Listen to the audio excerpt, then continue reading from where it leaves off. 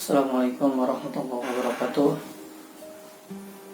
Alhamdulillahirabbil alamin wassalatu wassalamu ala asrafil anbiya wal mursalin wa ala alihi washabihi ajmain. Amma ba'd. Ilahi anta maksudi wa ridhoka matlubi a'tini mahabbataka wa ma'rifatak. Rabbi shrah li sadri wa yassir li amri wahlul 'uqdatam min lisani yafqahu qawli. Allahumma shahid 'alaina kulla 'azir. Rabbi yassir wa la tu'assir bijid ilman wa fahman wa aqlan yaqinan birahmatika ya arhamar rahimin. Alhamdulillah, pada kesempatan kali ini kita masih diberi lagi kesempatan kesehatan sehingga bisa bertemu lagi secara virtual walaupun tidak secara langsung. Jadi video ini berisi tentang kajian online lagi setelah sebelumnya itu sudah mengkaji tema mengenai hermeneutika Al-Quran. Kali ini temanya itu memahami takdir Allah antara usaha dan doa. Nah, mengapa tema ini diangkat? Nah, balik lagi.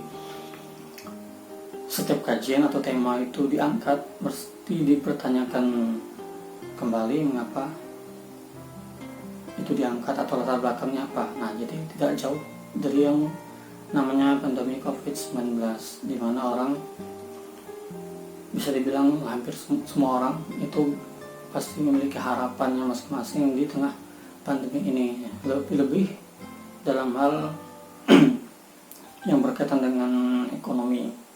Mungkin bisa jadi mengenai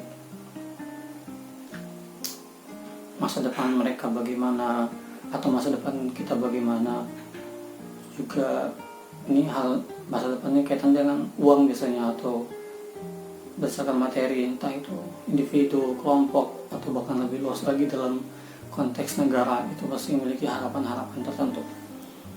Nah, permasalahannya, bagaimana sih konsep takdir yang islami, atau lebih spesifiknya menurut Ahlus Sunnah wal Jamaah. Jadi di sini saya merujuk kepada kitab Al-Hikam, karyanya Ibnu Athaillah Al-Iskandari. Jadi beliau mengarang kitab tasawuf ya, judulnya Al-Hikam. Nah, kitabnya ini luar biasa sekali. Namun sebelum itu, bicara takdir tidak lepas dari hal-hal yang namanya usaha dan doa. Nah, tak dipungkirin kebanyakan dari kita pasti pernah beranggapan, berpandangan, atau setidaknya terlintas berpikiran bahwa ketika kita mendapatkan apa yang kita harapkan, itu menurut kita karena hasil dari usaha kita. Nah, pandangan semacam ini menurut Ahlus Sunnah wal Jamaah, atau lebih khususnya menurut kitab Al-Hikam ini, itu tidak sesuai. Nah, atau bisa dibilang pandangan ini kurang islami. Nah, bagaimana? Lalu yang Islam itu bagaimana? Nah, jadi di dalam kitab Al-Hikam ini itu dituliskan di kitab bahasa Arab ya. Jadi bunyinya gini: sawabiqul himami tahriku aswa al-aqdar. Jadi tekad sekuat apapun itu tidak akan bisa menerobos atau mengkoyak atau mendorong dinding takdir. Nah, ini sekilas memang kesannya seperti paham fatalisme, atau dalam bahasa agamanya itu seperti paham Jabariyah. Padahal sebenarnya tidak. Bagaimana lalu pemahamannya?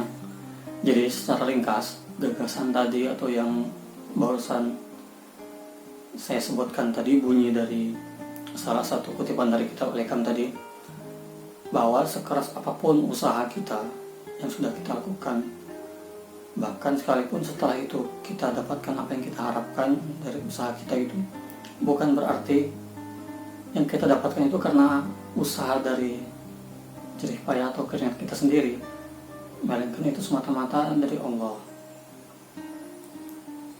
Jadi Allah itu sebenarnya tidak melihat hasil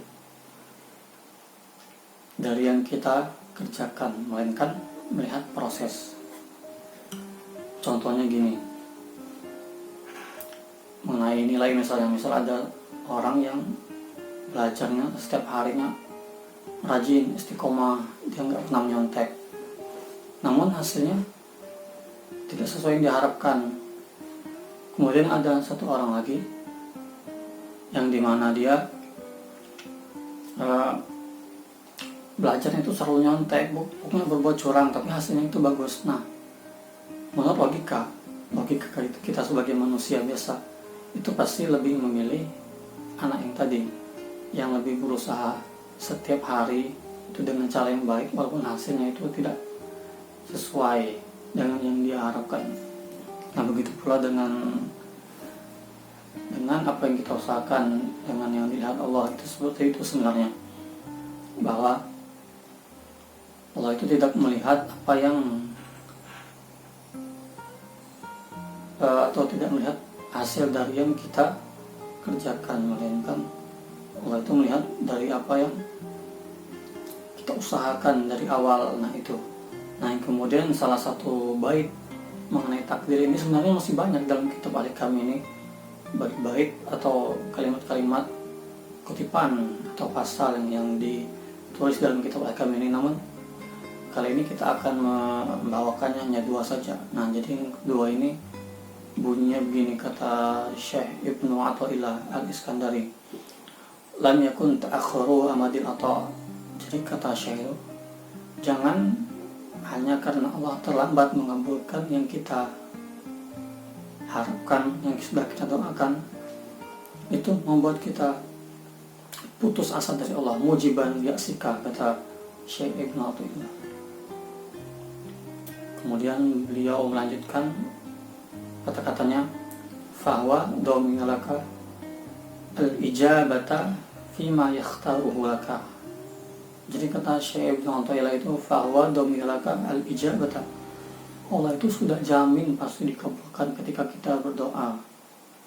Nah, namun lanjutannya, fima yakhtaruhu laka wala fima takhtaru li nafsika. Nah, jadi Allah itu mengabulkan